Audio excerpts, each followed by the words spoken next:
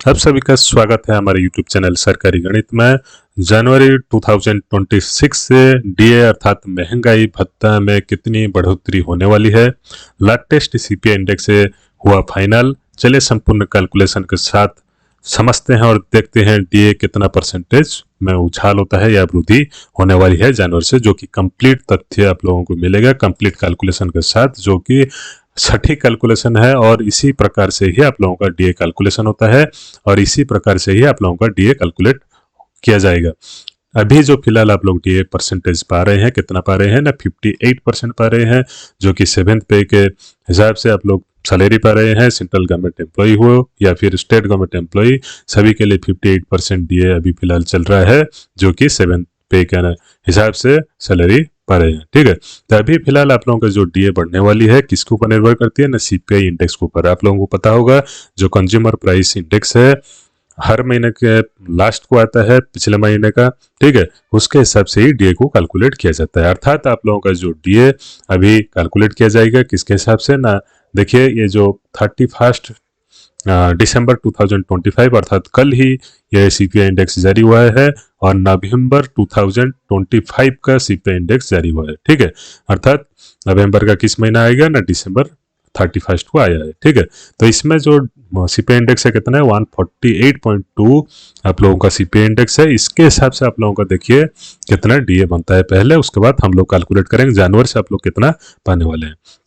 तो पहले तो आप लोगों का देखिए जो 58% के हिसाब से आप लोग डीए पा रहे थे, उसके बाद आप लोगों का कितना होता है 146 सीपीआई इंडेक्स पड़ा। उसके बाद में जो अगस्त का सीपीआई इंडेक्स पड़ा, सितंबर का पड़ा, अक्टूबर का पड़ा, नवंबर का पड़ा। ठीक है, नवंबर का मतलब जो कल रिलीज हुआ है 148.2 सीपीआई इंडेक्स, और उसको डालने के बाद आप लोगों का डीए कितना होता है ना, 59.94%। यहाँ पर भी राउंड फिगर पकड़ा जाता है, अर्थात 59% का आप लोगों का डीए बनता है। ठीक है, तो ये कितना परसेंट बढ़ा देख रहे हैं, 58 था, 59 1% ही बढ़ा है।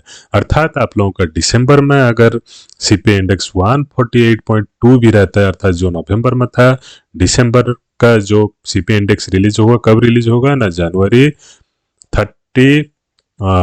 जनवरी महीने में के आखिर तारीख में रिलीज होगा 2026 को। ठीक है, तो जो दिसंबर 2025 का दूसरे महीना अर्थात जो जनवरी 2026 को रिलीज होगा सीपीआई इंडेक्स, उसका भी अगर सेम रहता है 148.2 रहता है सीपीआई इंडेक्स, तो आप लोगों का कितना डीए बनता है देख लेते हैं। तो यहाँ पर देखिए अगर नवंबर की तुलना में सेम रहता है दिसंबर का सीपीआई इंडेक्स, तो आप लोगों का 60% डीए बनता है। अर्थात आप लोगों का डीए कितना था, 58% डीए था, और यहाँ पर भी कितना बनता है 60%। अर्थात राउंड फिगर आप लोगों का कितना हो जाएगा ना, 60% आप लोगों का डीए बढ़ने वाली है अगर 148.2 जो था सीपीआई इंडेक्स सेम रहता है कहाँ पर ना, दिसंबर 2025 में। अगर बढ़ता है तो अगर सीपीआई इंडेक्स तो बढ़ता है और बढ़ाकर हम लोग 155 कर देते हैं, जो कि इम्पॉसिबल है। जो कि देखिए यहाँ पर कितना कितना बढ़ता है, 46, 47.1, 47.3, 47.7, तो बहुत कम ही बढ़ोतरी होती है। अगर हम लोग इसको 148.2 से लेकर 155% सीपीआई इंडेक्स कर देते हैं, फिर भी आप लोगों का देखिए डीए कितना बढ़ता है ना, 60.98। अर्थात यहाँ पर भी राउंड फिगर पकड़ा जाएगा, अर्थात 60% ही आप लोगों को डीए मिलने वाली है। मिलता था कितना, 58%। ठीक है, तो यहाँ पर देखिए अगर 55 से बढ़ाकर कर देते हैं 156 कर देते हैं, जो कि इम्पॉसिबल है, कभी बढ़ने वाली नहीं है, तो फिर भी आप लोगों का जाकर 61% बनता है डीए। ठीक है, तो जो कि इम्पॉसिबल है, तो डीए कितने बढ़ने वाली है, अर्थात आप लोग जो पा रहे हैं प्रेजेंट में 58% पा रहे हैं।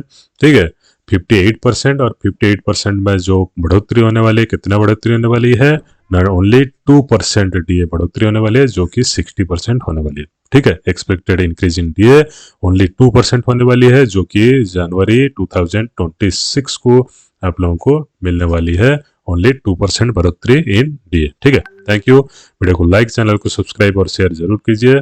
धन्यवाद।